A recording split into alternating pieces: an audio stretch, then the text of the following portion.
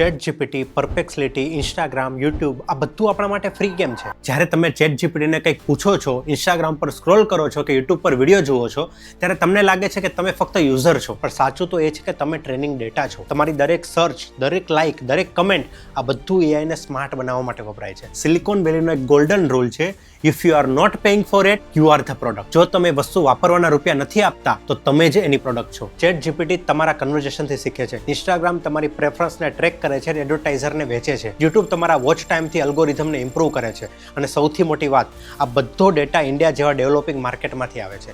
140 કરોડ લોકો, billions of click ફ્રીમાં. આપણે વિચારીએ છીએ કે આપણે ટેકનોલોજીનો ઉપયોગ કરી રહ્યા છીએ, પણ સાચું તો એ છે ટેકનોલોજી આપણો ઉપયોગ કરી રહી છે.